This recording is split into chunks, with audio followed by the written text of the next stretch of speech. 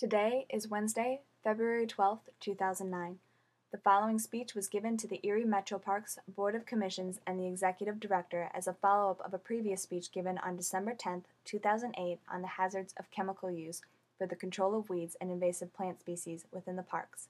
It was given on behalf of the Erie Wire, an online newspaper whose interest is to increase communication about the county's natural resources for a better standard of living. The three commissioners are Kurt Landefeld, Tom Duza, and Micah Waters, and the executive director is Stephen Dice. With regards to invasive species, it is becoming obvious that due to the limitation of resources available, we will never be able to completely eradicate an already established invasive species. Biologists are not considering complete eradication with any number of these invasive plants. What we can hope for is to manage the invasive plants and understand the habitats they encompass so that there begins to be a balance between native and invasive species. However, in order to keep these plants under control so that they don't do any more damage, such as the crowding out of more desirable native species, we must use the least harmful, most effective management practices so that our efforts will not be counterproductive. I have outlined several options for Canada thistle, purple loosestrife, and other weed problems in the document given to you. The last time I spoke with you, I covered some of the potential hazards of using chemical weed killers. I explained that when applying a chemical that is supposed to poison a living organism by altering its functional state, its destructive streak will be non-selective as it accumulates in other living systems and alters them in the same deliberate way, as it's been scientifically shown.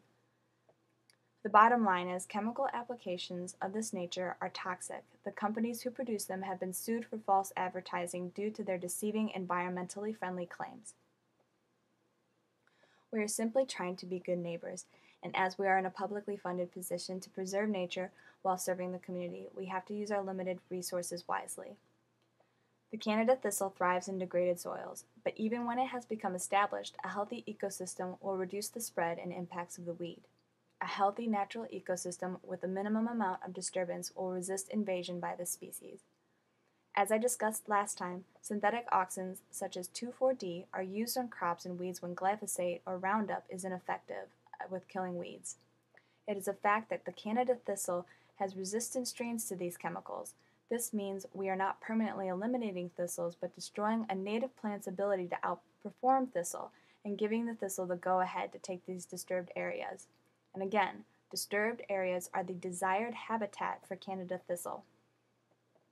Thus, with the use of chemicals, we are creating a habitat for it rather than one to keep it out of our environment.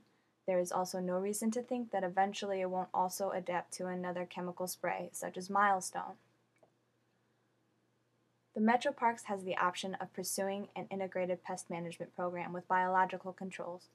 Biological control utilizes beneficial insects, mites, and nematodes to manage agricultural, horticultural, and plant pests. These can be introduced alongside restoring the health of an ecosystem in order to control an invasive species.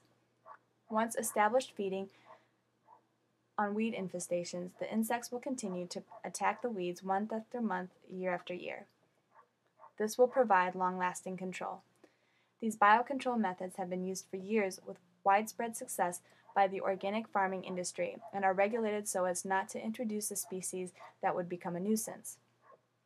I have provided you with information on what insects are available specifically for controlling Canada thistle and purple loosestrife, as well as what is being developed for battling Phragmites. Biological control insects alone are not the answer.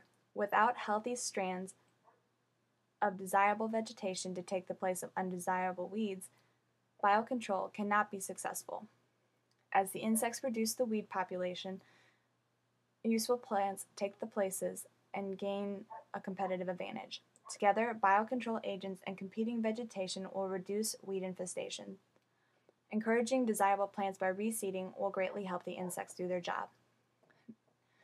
Now, in regards to organically approved herbicides that can be used to control weeds on the soccer fields at Osborne Park, I would recommend the product Nature's Avenger Organic Weed Killer, which is EPA registered and approved by the USDA National Organic Program and the Organic Materials Review Institute.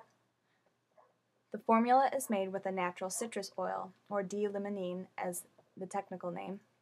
It is a natural degreasing agent that strips the weed of its waxy skin or cuticle, causing it to dehydrate and die.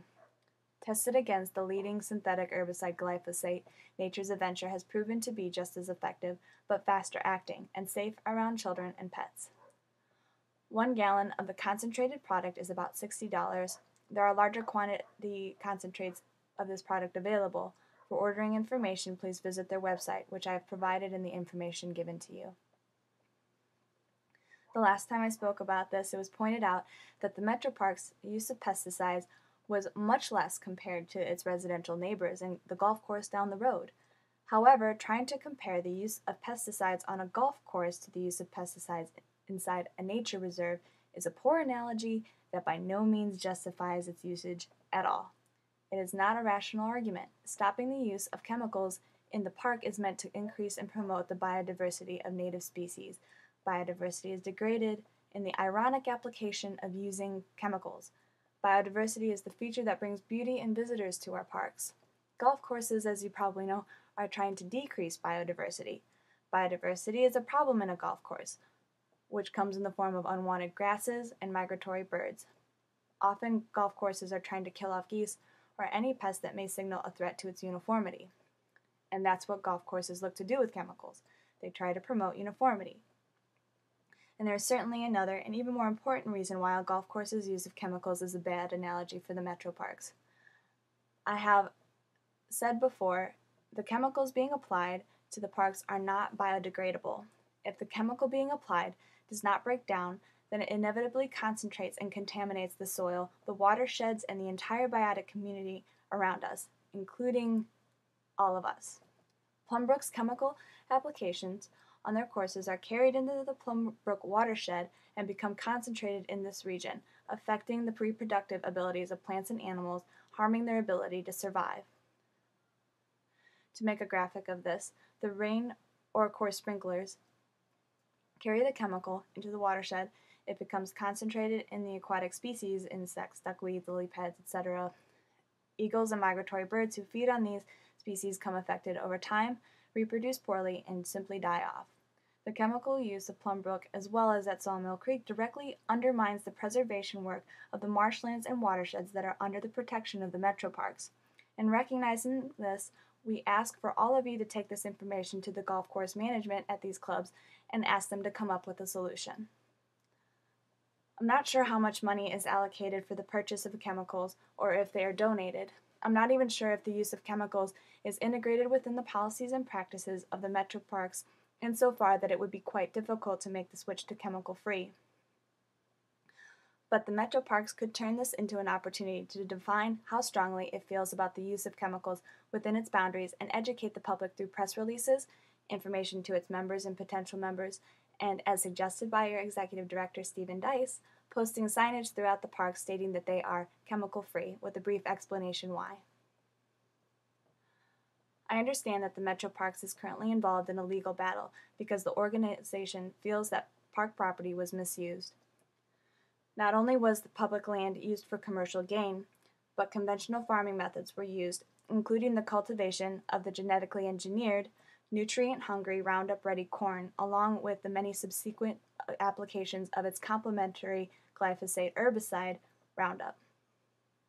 By taking the necessary steps to completely phase out the use of chemicals within the parks, you will be able to inform the public with a clean conscience that you are doing everything within your power to preserve nature and keep the community safe so that they can enjoy what you have to offer. Thank you.